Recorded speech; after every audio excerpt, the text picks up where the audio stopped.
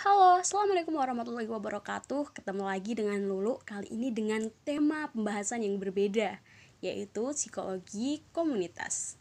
Dan pembahasan pertama yang akan kita bahas adalah gambaran mengenai psikologi komunitas. Psikologi komunitas hadir sebagai antitesis atau pertentangan terhadap psikologi konvensional, di mana psikologi konvensional memandang bahwasanya manusia adalah wujud yang lemah dan memuat hal-hal negatif. Sementara psikologi komunitas lebih menekankan pada sisi positif dari komunitas atau individu. Terdapat perbedaan antara psikologi klinis dan juga psikologi komunitas, di mana psikologi klinis cenderung lebih berorientasi dengan memberikan treatment setelah muncul gejala-gejala klinis. Sementara itu, psikologi komunitas lebih berorientasi pada pencegahan atau tindakan preventif. Dalam psikologi komunitas terdapat 3 jenis pencegahan: pencegahan primer, pencegahan sekunder, dan juga pencegahan tersier. Pencegahan primer sendiri yaitu usaha untuk mencegah suatu masalah yang terjadi secara umum dan bersama-sama, atau permasalahan yang muncul pertama kali pada situasi yang memungkinkan terjadi. Pencegahan sekunder yaitu usaha untuk mengatasi suatu masalah pada situasi yang mungkin muncul untuk pertama kalinya sebelum menjadi semakin parah. Sementara pencegahan tersier, usaha untuk mengurangi kuatnya masalah yang sekali muncul dari suatu kejadian yang terus-menerus. Dan sekarang ini banyak sekali perubahan-perubahan dalam tatanan masyarakat yang menyebabkan banyak munculnya gejala-gejala sosial seperti kemiskinan, kekumuhan, polusi udara, pengungsian penduduk, bahkan bencana alam, sehingga memungkinkan munculnya ancaman gangguan-gangguan psikologis terutama dalam hal gangguan emosional.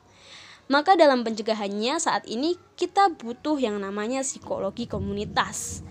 Misal pada saat musim hujan ini banyak sekali terjadi bencana alam seperti tanah longsor dan banjir besar di mana saja. Hal itu membuat masyarakat mau tidak mau harus mengungsi. Hal tersebut bisa membuat kondisi emosional masyarakat yang mengungsi tersebut bisa terganggu. Seperti ketika waktunya jam makan, mereka sudah sangat lapar dan distribusi nasi untuk mereka makan belum tersampaikan. Maka mereka bisa menjadi marah-marah. Padahal dalam kondisi emosional, kondisi yang biasa saja, mereka bisa jadi tidak seemosional itu. Oleh karena itu, psikologi komunitas dapat kita gambarkan sebagai suatu kegiatan yang berkaitan dengan memberikan bantuan kepada orang lain mengenai hal-hal yang berhubungan dengan gangguan emosional, penyesuaian diri, dan masalah-masalah psikologis lainnya. Selanjutnya yaitu pembahasan perilaku manusia dalam psikologi komunitas. Barker membagi setting perilaku menjadi 5 kategori. Yang pertama, kategori usaha, seperti di bank, salon, toko, kantor konsultan, dan apotik. Yang kedua, di setting pendidikan, seperti di sekolah, kursus bahasa, permainan basket, dan sekolah musik. Yang ketiga, di setting pemerintahan, seperti di kelurahan, kantor polisi, kantor kecamatan, dan pengadilan negeri. Yang keempat, di setting agama, seperti di masjid, gereja, atau wihara. Yang kelima, di perkumpulan sosial, seperti di posyandu, gelanggang remaja, dan juga arisan. Kemudian, teori setting perilaku menyatakan bahwasanya jika individu berada dalam sebuah setting, maka ia akan menunjukkan pola perilaku yang sama sesuai dengan pola alamiahnya. Misalnya, di setting perilaku di jalan tol, di mana individu akan berkendara masuk gerbang tol dengan mengajukan tangan berisi uang ke petugas pintu gerbang tol untuk ditukar dengan karcis tanda masuk. Dalam setting perilaku terdapat 2 perangkat aturan. Yang pertama yaitu sirkuit program. Yang dimaksudkan dengan sirkuit program yaitu adanya pola perilaku yang menetap yang mempresentasikan tingkah laku orang-orang dalam batasan fisik dan dalam batasan waktu tertentu. Seperti dalam agenda rapat Karang Taruna. Yang kedua yaitu sirkuit tujuan. Sirkuit tujuan yaitu mekanisme yang menjelaskan adanya tujuan individu yang tergabung di waktu dan di tempat atau lokasi setting. Misalnya di setting sebuah toko, di situ terdapat beberapa pelanggan serta pelayan toko yang memiliki tujuan yang berbeda-beda. Misalnya pelanggan bertujuan hanya sekedar window shopping, pelanggan bertujuan mencari pakaian, sementara pelayan bertujuan melayani para pelanggan. Dalam komunitas, individu memiliki dua kedudukan. Yang pertama yaitu individu sebagai agen atau tokoh dalam kehidupan komunitas. Yang kedua, individu sebagai objek dalam kehidupan komunitas. Ketika individu berperan sebagai agen atau tokoh, maka fungsi komunitas yaitu sebagai tempat munculnya tingkah laku dari individu.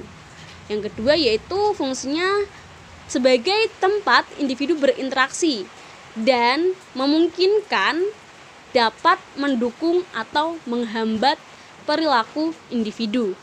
Sementara itu, ketika individu berperan sebagai objek, maka peran dari komunitas yaitu sebagai sarana atau media untuk terjadinya perubahan kualitas dari individu. Jadi bisa jadi individu perilakunya dapat berubah menjadi lebih baik ketika individu berperan sebagai objek dari komunitas. Wow, dari tadi kita sudah banyak sekali membahas mengenai psikologi komunitas. Lalu, apa sih itu psikologi komunitas? Menurut Heller dan teman-temannya yang lain, psikologi komunitas yaitu ilmu yang mempelajari efek-efek sosial dan faktor-faktor lingkungan terhadap perilaku yang terjadi pada individu, kelompok, organisasi, dan tingkatan sosial yang lain. Psikologi komunitas juga dapat didefinisikan sebagai ilmu atau kajian dalam bidang psikologi yang berfokus pada isu-isu sosial, institusi-institusi sosial, dan juga setting lain yang mempengaruhi kelompok maupun organisasi yang berguna sekali untuk meningkatkan kualitas hidup individu, komunitas, atau kelompok. Pada dasarnya, psikologi komunitas itu berkaitan erat dengan antar sistem sosial, kesejahteraan, dan kesehatan individu dalam kaitannya dengan masyarakat. Jadi, psikologi komunitas itu bisa kita kenal loh dengan pendekatan kepada kesehatan mental yang menekankan pada peran daya lingkungan dalam menciptakan masalah atau mengurangi masalah.